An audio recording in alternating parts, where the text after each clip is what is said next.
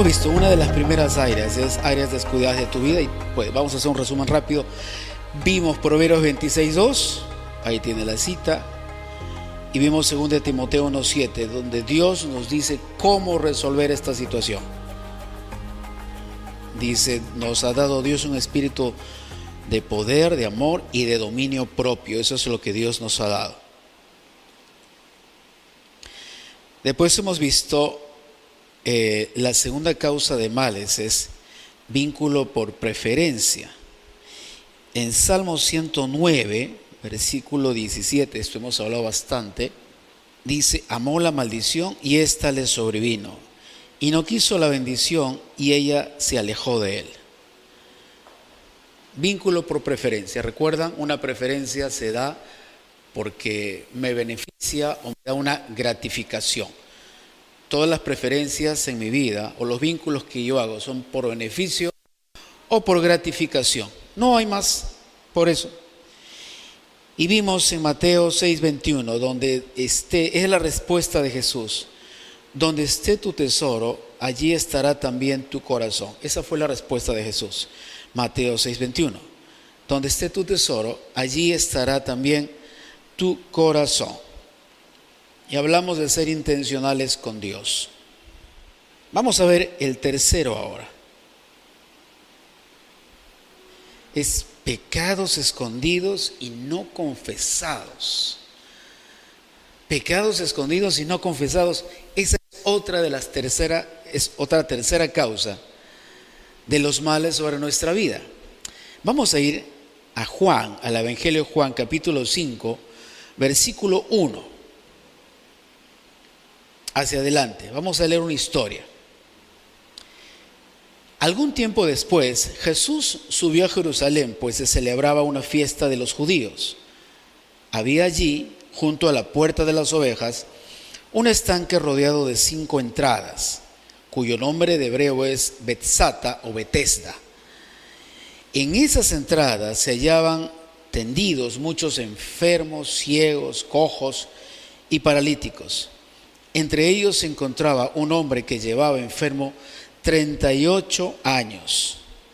Cuando Jesús lo vio tirado en el suelo y se enteró de que ya tenía mucho tiempo de estar así, le preguntó, ¿quieres quedar sano?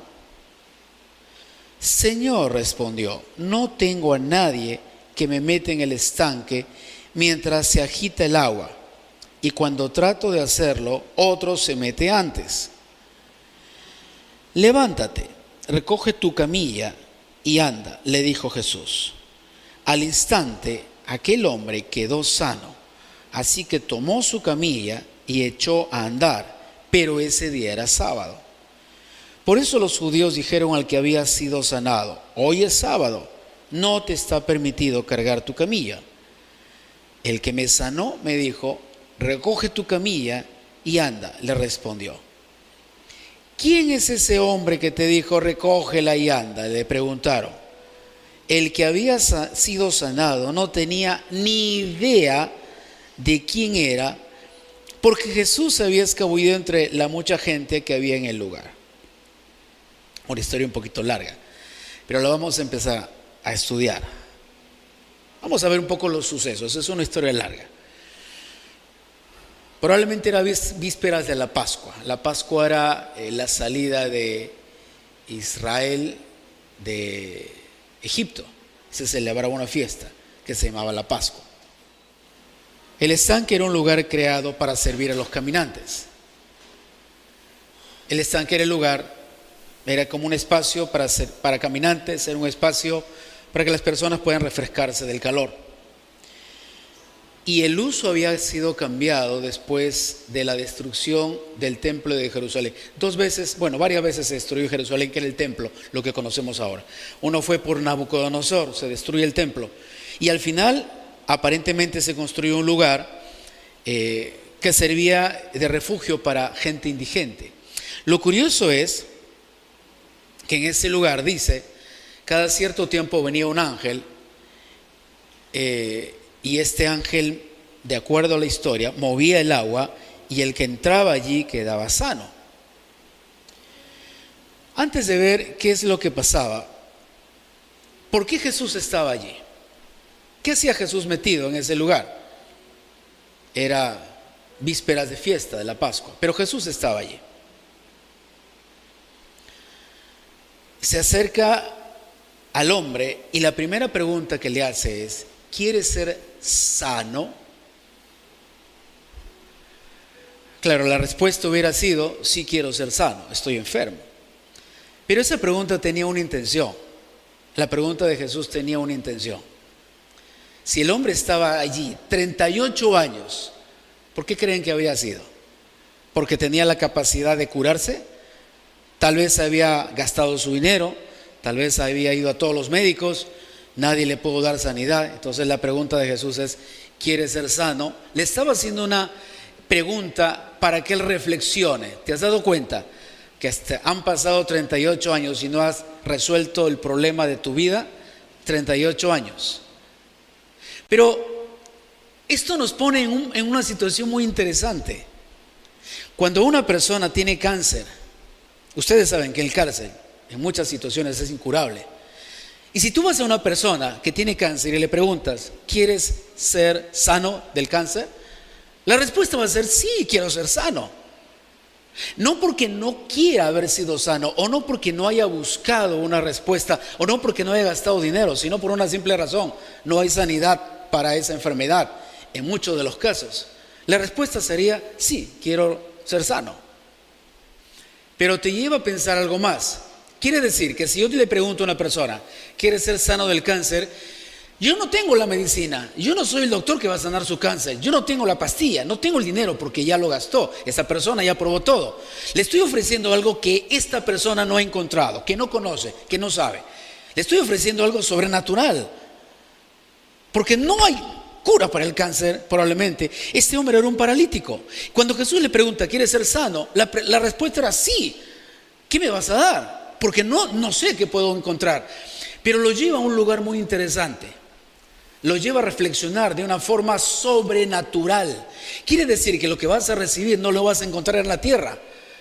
Lo tienes que encontrar de otro lugar. Lo vas a tener que encontrar del cielo, si crees en el cielo, de Dios, si crees que Dios existe.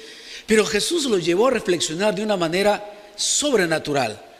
No es normal que le preguntes a un paralítico: ¿quiere ser sano? Y que él no piense en que ya buscó todos los remedios para caminar, hizo todas las pruebas, gastó todo su dinero, y que espere justamente que le des lo mismo. No esperaba lo mismo, esperaba algo diferente. Miren cómo Jesús lleva a la persona al mundo sobrenatural. Y esto sucede siempre cuando no tenemos respuestas. Cuando ves a una persona enferma, una persona postrada, una persona que está a punto de morir, y tú le preguntas: ¿quieres ser sano? La respuesta va a ser: obvio, quiero ser sano. Y se pone a reflexionar: ¿qué me vas a dar? ¿De dónde viene? ¿Viene de Dios? Esto es lo que Dios estaba haciendo con este hombre. Lo estaba llevando a la fe, a creer algo. La fe tiene que ser sobrenatural. Lo estaba llevando a creer a la fe. Miren, quiero que vean en Marcos 9:23. Hay algo bien interesante que sucede. En Marcos capítulo 9, tú puedes leer toda la historia. Está la historia de un muchacho que tenía un demonio y siempre lo tiraba al agua, al fuego, para que muera. Y los discípulos no pudieron hacer nada. Viene el papá y Jesús le pregunta, en el versículo 22 le pregunta: ¿quieres que yo lo sane? Marcos 9:23 dice: Jesús le dijo: si puedes creer, al que cree todo le es posible. Lleva al papá de este muchacho al mundo sobrenatural. ¿Quién puede botar un demonio? ¿Un exorcista? ¿Existe eso? ¿Quién lo puede hacer? Pero Jesús le dice: al que cree todo le es posible. Mateo 17:20. Jesús le dice a los discípulos: si tuvieran siquiera una fe tan pequeña como un grano de mostaza, podrían decirle a aquella montaña que se quitara de en medio, y se quitaría. Nada le sería imposible. ¿Qué estaba haciendo Jesús? Llevando al paralítico, a este hombre que sufría esta enfermedad, a la fe, a una situación sobrenatural. Cuando tú oras, ¿qué estás haciendo? ¿Con quién estás hablando? ¿Y dónde está Dios? ¿Lo puedes ver? ¿Lo puedes tocar? ¿Está presente? ¿Está a tu lado? No, necesitas usar la fe. Necesitas entrar al mundo sobrenatural de Dios y creer en tu espíritu que Dios existe, que Dios es real. Si en este momento nos ponemos a orar, tú no ves a Dios. Tú puedes percibir, puede ser que percibas o puede ser que no percibas, pero te llevo al mundo sobrenatural, porque allí es donde la fe se establece. Es que la fe no es natural. Ustedes están sentados en esta silla. Alguno se preguntó, ¿y si me caigo? Nadie se preguntó eso, ¿no? ¿O antes de sentarte le revisaste si tiene todos los pernos? No. ¿Viste si había un clavo? No, te sentaste. Eso se llama fe, pero eso es una fe natural.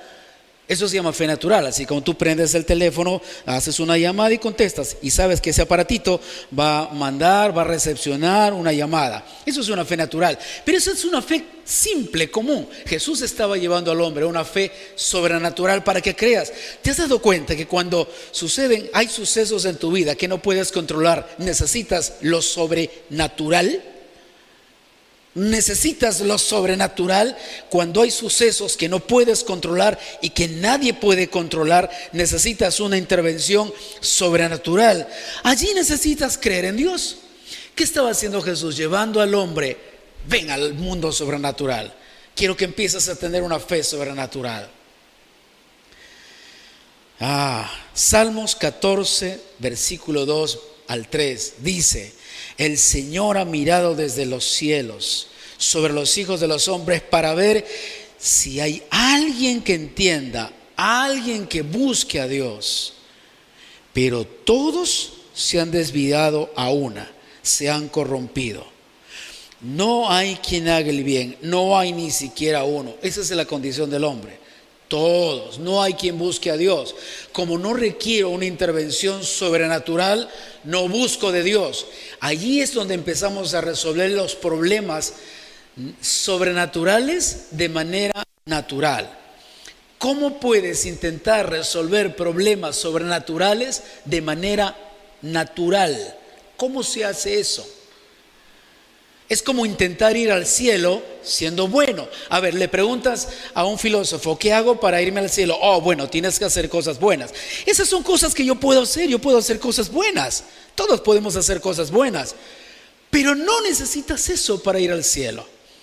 La Biblia dice, Juan 3:16, de tal manera amó Dios al mundo, que envió a su Hijo para que todo aquel que en Él crea no se pierda, sino tenga vida eterna. Necesitas la fe sobrenatural, no lo natural. No puedes tener respuestas sobrenaturales actuando de manera natural. No se puede. No se puede resolver problemas sobrenaturales actuando de manera natural. No se puede. Por eso oramos, por eso creemos en las promesas de Dios, por eso acudimos a Dios siempre. Ahora, vamos un poco más. Dejen la historia, por favor. Dejen en la pantalla la historia de Juan. ¿Quién era este hombre? Vamos a ver, ¿quién era este hombre? Hay una palabra que él dice que le describe mucho. En el versículo 7. No tengo a nadie que me mete en el estanque. ¿A quién tenía? A nadie. Eso te describe quién era este tipo.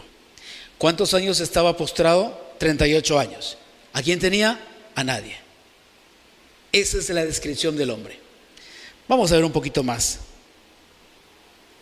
Tal vez estaba solo, lo abandonó su familia, probablemente gastó todo su dinero, 38 años postrado de su enfermedad, tirado en ese lugar, dice la Biblia, ya hacía mucho tiempo. Aparentemente, él no nació enfermo, sino que le vino esta enfermedad. Algo más que podemos ver de ese hombre: él no conocía a Dios. Él no llegó al estanque para ver al ángel. ¿Recuerdan la historia? Un ángel venía de vez en cuando a mover el agua y el primero que ingresaba quedaba sano. Él no fue a ver al ángel. Cuando Jesús se acercó, él no preguntó dónde está el ángel. Él dijo, no tengo quien me meta al estanque. Él no conocía a Dios. Él llegó a ese lugar no porque quería ver al ángel. Él solo quería una cosa. ¿Qué cosa? Ser sano. Yo solo quiero ser sano. No me importa si es el ángel, si es San Benito, San Serafín, San Zapallo, quien sea. Yo solo quiero ser sano, quien sea que me sane. Yo quiero que resuelvan mis problemas. Tengo problemas. Si alguien te diría, voy a resolver todos tus problemas, tú irías. ¿Por qué van a resolver todos tus problemas? Financieros, de enfermedad, de familia, de estadía, de casa, cualquiera. Si alguien te dice y te promete, resuelvo tus problemas, mira, lo que menos de repente preguntarías es cómo lo vas a hacer. Solamente vas y lo resuelves. Y buscas que alguien te lo resuelva. Estamos viendo, este hombre no conocía a Dios, quería la sanidad. Él no sabía de dónde venía. Cuando Jesús se acerca, él ni siquiera sabía quién era Jesús. Él no sabía quién era Jesús. Si tú en este momento lo hubieses postrado, tú dirías, pobre hombre. Y tal vez la sociedad diría, le quitaron las oportunidades. Tal vez la sociedad diría, hay que hacer una colecta para ayudar a este hombre. Este hombre está postrado, vamos a hacer una colecta, toda la ciudad, para poder darle dinero y darle una casa. Pobre hombre, lo han abandonado, le han quitado las oportunidades, lo están oprimiendo, el sistema lo está oprimiendo. Él es el ejemplo de un hombre maltratado, es un pobre hombre, hagámosle un bien. La sociedad levantaría su voz y él sería declarado como el ejemplo de la bondad en el mundo entero. ¿Verdad? Porque era un enfermo que estaba mucho tiempo postrado. Y la Biblia dice que ya tenía 38 años en ese estado. Era digno de misericordia, digno de lástima, ¿verdad? Todo el mundo le quitó las oportunidades, lo han oprimido, le han quitado los beneficios, el gobierno no se encargó de cuidarlo, la gente ha sido mala con él, no, la sociedad lo ha desplazado, lo ha discriminado. Es lo que usualmente vemos, ¿verdad? Y podríamos ponerlo como ejemplo y quizás hacerle hasta una estatua de la bondad de este hombre. En Juan capítulo 5, versículo 14, sucede algo sorprendente. Después de esto, Jesús lo halló en el templo y le dijo, mira, has sido sanado. No peques más para que no te suceda algo peor. ¿Perdón? Jesús lo encuentra en el templo y le dice, mira, has sido sanado, no peques más para que no te suceda algo peor. ¿El hombre era un pecador? ¿Era un pecador? Sí. Jesús lo encontró en el templo y le dice, has sido sanado, no peques más para que no te venga algo peor. Quiere decir que la causa de su enfermedad fue un pecado. ¿Perdón? ¿Que no era un buen hombre? ¿Que la sociedad no lo había discriminado? ¿Que el gobierno no lo había desplazado? ¿Los grandes lo habían oprimido? ¿No le habían quitado el privilegio? ¿Le habían quitado las oportunidades? Jesús le dice, no peques más para que no te venga algo peor. Descubre la realidad de este hombre. Pero ¿sabes lo interesante? Jesús no lo gritó al mundo entero. Dice que este hombre estaba en el templo y Jesús se acerca cuando él estaba en el templo y le dice, mira, has sido sanado, no peques más para que no te venga algo peor. Se lo dijo a él. Podía haberlo gritado. ¿Sabes qué pudo haber dicho? Sociedad, comunidad, pueblo, escuchen, ese hombre es un mentiroso. Él está enfermo no porque lo hayan oprimido, no porque le hayan quitado las oportunidades, no porque lo han discriminado. Él está así porque era un mal hombre. Jesús pudo haberlo dicho, ¿verdad? Así como la historia de la mujer adúltera que traen arrastrando los pies de Jesús y le dicen, Señor, hemos hallado a esta mujer en pleno acto y la ley dice que hay que apedrearla. Jesús sí sabía que era una adúltera, pero nunca lo dijo. No lo gritó, no lo declaró. Lo mismo pasa con este hombre. A solas le dice, has sido sanado. No peques más para que no te suceda algo peor. Quiere decir que este hombre era un hombre malo. Y la maldad, las consecuencias de sus actos lo habían llevado a vivir enfermo 38 años. Yo te hago una pregunta. practicar la maldad me puede llevar a tener una enfermedad por 38 años? Jesús dijo, mira, no peques más para que no te venga algo peor. Has sido sanado. No peques más para que no te venga algo peor. A ver, quiere decir que el pecado, la práctica de maldad, me puede llevar a vivir una enfermedad por 38 años. ¿La respuesta cuál sería? Sí. No te estoy hablando si este hombre sabía que era el pecado o no, porque en ningún momento Jesús le dice que se había arrepentido. Solo le dijo, has sido sanado, no sigas pecando, para que no te venga algo peor. Jesús no dijo que había sido salvo. Jesús nunca dijo que se había arrepentido. Solo dijo, has sido sanado. Solo dijo, has sido sanado. A ver, vamos a ver un momento acá. Este hombre no era un cristiano.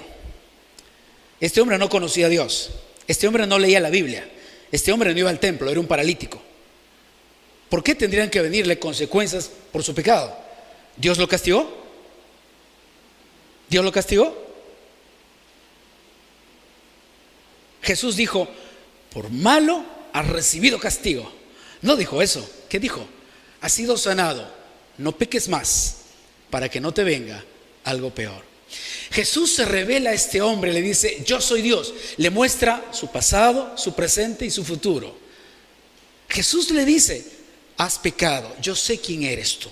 Tú eres un mal hombre. Tú eres un mal hombre. Por eso estás enfermo. No lo sigas haciendo. No sigas practicando estos errores para que no te venga algo peor. Le dijo el futuro. ¿Por qué Jesús le advirtió acerca del futuro? ¿Por qué le dijo para que no te venga algo peor? ¿No sería tal vez porque Jesús sí sabía que le iba a venir algo peor? No peques más para que no te venga algo peor.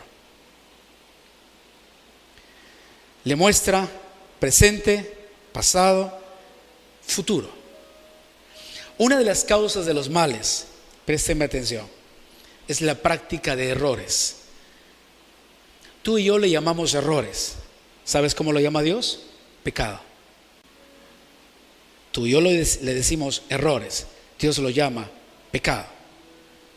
El pecado se define como no dar en el blanco, como darle la espalda a Dios, como quebrar la ley de Dios, como vivir ausente de las leyes de Dios. Lo que este hombre había practicado era pecados. Había hecho una práctica de pecados. Y Dios no lo había castigado. Eran las consecuencias de esas prácticas las que lo habían llevado a tener una enfermedad por 38 años. Quiero que veas en Efesios capítulo 2, versículo 1. Él nos dio vida cuando estábamos muertos en nuestros delitos y pecados, en los cuales anduvimos en otro tiempo siguiendo la corriente de este mundo, conforme al príncipe de la potestad del aire, el espíritu que ahora opera en los hijos de desobediencia.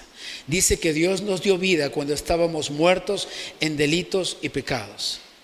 Jesús llegó a nuestra vida en la vida ignorante que teníamos, una vida llena de errores. Adjudicamos nuestro dolor y adjudicamos nuestro castigo a Dios. Siempre adjudicamos a Dios. Oh, Dios te ha castigado. Cuando ves que a un ladrón le pasa algo, Dios lo castigó.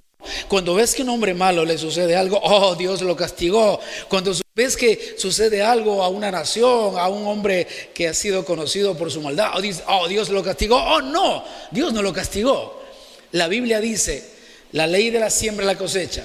Todo lo que el hombre sembrare, eso también cosechará. Todo lo que el hombre sembrare, eso cosechará.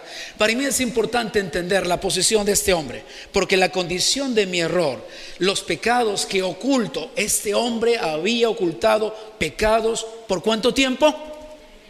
38 años. ¿Cómo ocultarías un pecado por 38 años? Y hubiese seguido quizás unos 40 o 50 años más si es que Jesús no le dice: has sido sanado, ya no sigas pecando, tu pecado te llevó a esta situación. Hubiese seguido enfermo y postrado. Quiere decir que un pecado no confesado, un pecado oculto, puede llevarme a desencadenar situaciones que yo no voy a poder controlar. Sí. Pecados ocultos y no confesados son causas de males. Pecados ocultos no confesados son causas de males. En 1 de Juan 1:9 dice esto: si confesamos nuestros pecados, Él es fiel y justo para perdonar nuestros pecados y limpiarnos de toda maldad. Les hago una pregunta. ¿Este hombre confesó su pecado? ¿Entonces fue perdonado? Solo recibió sanidad. Muchas veces creemos que cuando Dios nos hace un bien es porque estamos bien con Dios. Si tienes un buen trabajo, entonces estoy bien con Dios, ¿verdad? Si tus hijos están completamente sanos, quiere decir que todos están bien con Dios. ¿Saben que la Biblia dice que Dios hace salir el sol sobre buenos y sobre malos? ¿Quién nos dice quién es bueno y quién es malo? Si confesamos nuestros pecados, Él es fiel y justo para perdonar nuestros pecados y limpiarnos de toda maldad. El punto es que la Biblia dice: si confesamos nuestros pecados. Para este hombre, su práctica nunca fue un pecado, por eso es que nunca se arrepintió. Por eso es que estuvo 38 años enfermo. Las consecuencias de mi falta de confesión son largas y son extensas. Jesús dice: si confiesas tu pecado, pero para confesar un pecado hay un requisito. ¿Cuál es ese requisito? ¿Cuál es el requisito para confesar un pecado? ¿Cuál sería? A ver, pensemos. No voy a ofrecer hoy día nada. ¿Cuál sería ese requisito? Reconocer que ese es un pecado. Jamás te vas a arrepentir de algo que tú consideras que no es malo. ¿Por cuánto tiempo, pastor? Por 38 años podría ser. Nunca este hombre durante los 38 años se arrepintió de lo que había hecho. La Biblia no dice qué hizo, pero eso que hizo fue suficientemente fuerte para tener 38 años postrado en el suelo. Nunca nos vamos a arrepentir de algo que consideramos que es bueno. Si tú piensas que lo que haces es bueno, jamás te arrepentirías de esto. Quiere decir que volvemos al mismo punto. Si es agradable, entonces no es malo. ¿Y quién te dijo eso? Jesús le dijo: has pecado. Lo que para ti era bueno y era maravilloso fue un pecado que te ha postrado 38 años. Entonces, para arrepentirme yo necesito saber algo importante. Necesito conocer cuál es el diseño de Dios. Necesito saber cuándo estoy quebrando las leyes de Dios. Necesito conocer la Biblia. Necesito leer la Biblia. Necesito saber, probablemente muchas de las cosas que estoy haciendo me parecen que son buenas y son correctas, y probablemente esté en la misma situación que este hombre, creyendo que sus prácticas eran buenas. Si confesamos nuestros pecados, Él es fiel y justo para perdonar nuestros pecados y limpiarnos de toda maldad. No te estoy hablando si es malo delante de la ley. No. Las leyes humanas son puestas por hombres. Los hombres crean las leyes. Muchas de ellas son buenas y muchas de ellas simplemente son creadas por interés. No te hablo de las leyes humanas, te hablo de las leyes de Dios. Si estás quebrando una ley de Dios, lo más probable es que estés en un error. Y hasta que no lo veas y hasta que nadie te lo diga, probablemente siga pasando el tiempo y sigas viendo pobreza, sigas viendo enfermedad, sigas viendo destrucción, sigas viendo situaciones terribles, sigas viendo consecuencias y no sabes por qué te llega esto. Y lo que usualmente la gente dice es que tengo mala suerte. No se llama suerte. No vivimos por buena suerte ni por mala suerte. Vivimos, los que creemos en Jesús, por el poder de Dios. Vivimos bendecidos. No es suerte, es bendición. Es bendición. Póngase de pie, por favor. Padre, yo oro por cada persona a quien tú les has hablado, que en esta mañana sean libres en el nombre de Jesús. Que sean libres, Señor, de cualquier atadura, de cualquier tormento, de cualquier situación que pueda estar agobiando sus vidas y que no los deja caminar. Que sean libres por tu poder, en el nombre de Jesucristo. Que tu perdón se mueva en sus vidas, Señor, sanándolos y restituyéndolos. En el nombre de Jesús te pedimos esto.